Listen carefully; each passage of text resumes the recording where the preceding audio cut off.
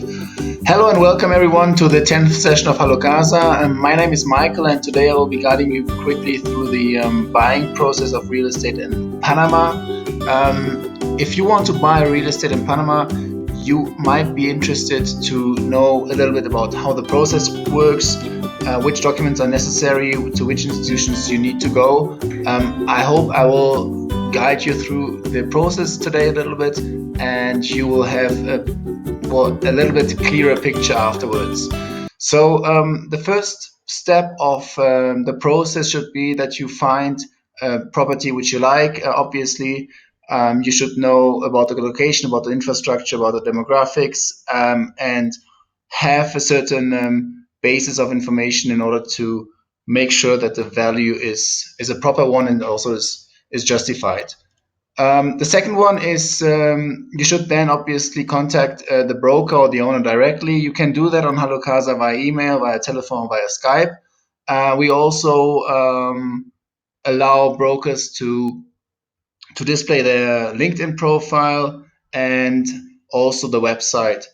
The next step should then already be in transferring information. So you might be thinking about, okay, what for information do I need to obtain? What information do I need to take care of, especially?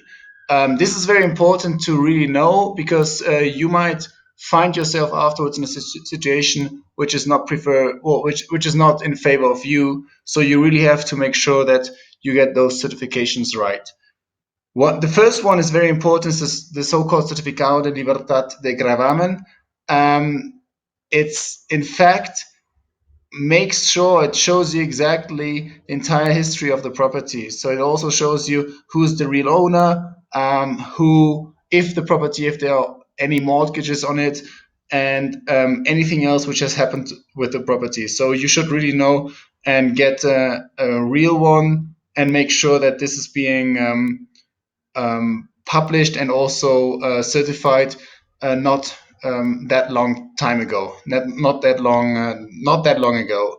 The next one is you should really know and get to know that the property taxes are being paid in Panama throughout the year.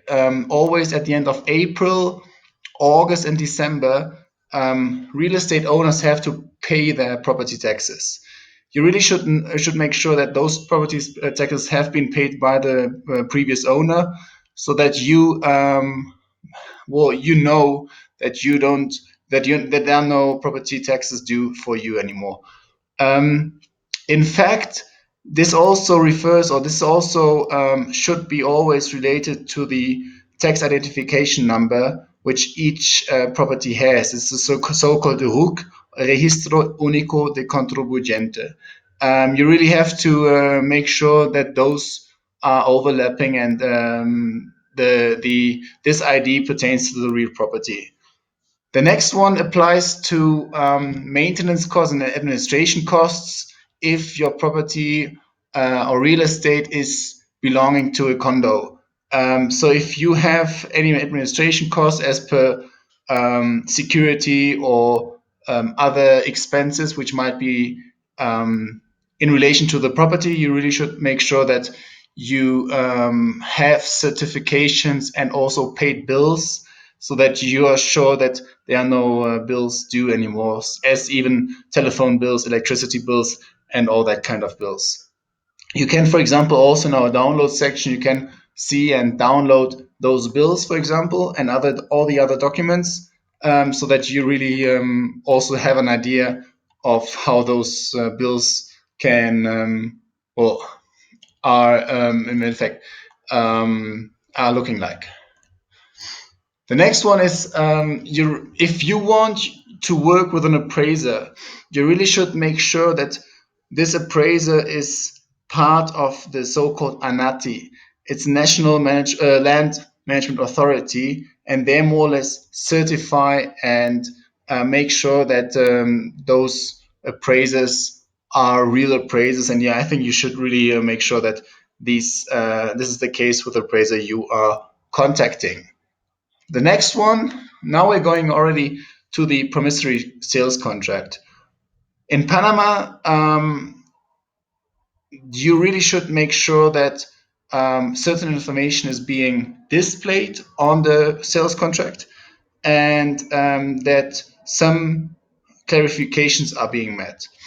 The first one, obviously, is that you should really make sure that the identification of the real owner is being displayed, and also of you. You should identify yourself with a passport. Then a certain detailed description of the property itself. Also, really make sure that the ID is the so-called RUC is being mentioned there again.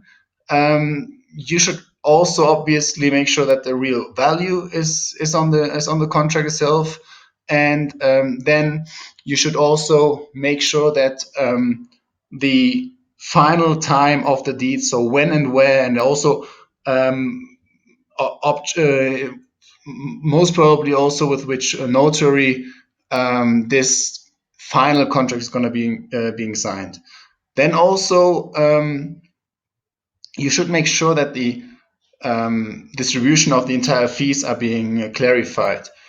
Below, we have listed all the transaction costs which you might incur and which might happen to both parts.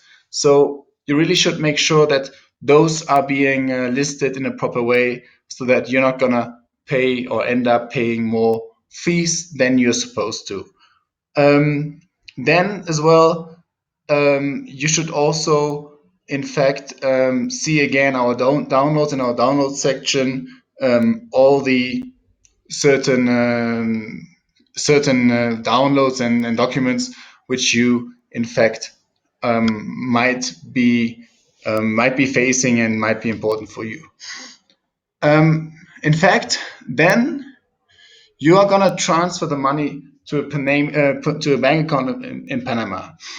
Here, it is very important. Either you already own a bank account in Panama, which is possible, even though you're not from Panama, or you have someone who you might be able to transfer the money to. If you have a representative and you ask him to conduct the first down payment, you might need to and might want to have a power for him or her.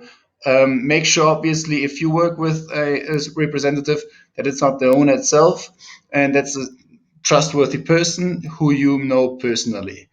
You can download this power in the download section. If you, on the other hand, want to work, for example, with a fiduciary, or also are working or planning to buy a project which hasn't been finished yet, we suggest you to work then with a fiduciary, which in fact acts as a trustee. So in fact, you transfer the money from your bank account to this trustee. The trustee holds the money as long as the agreed upon conditions are being met by both parties, and then the money is being released. This is quite common in Panama, and we, in fact, also suggest you to do that. A quick note: Panama, the Balboa is being the currency is 1-on-1 towards the dollar, and maybe concerning the bank transfer, some banks might, in fact, ask for some certain more documents. But this always depends on the bank. Normally, it's not the case, but sometimes you might face that. So be prepared for something like that. Now you have the option to either say, okay, I'm gonna do the entire transaction from my home, or I'm gonna travel to Panama. If you want to travel to Panama, simply sure that you plan few necessary days for that, and that you are not ending up making or having to change the flight again. So make also sure that you have all the documents, that everything is is being done. The next one should be to buy. If you want to buy abroad, you can then you have to ask your representative to sign the contract.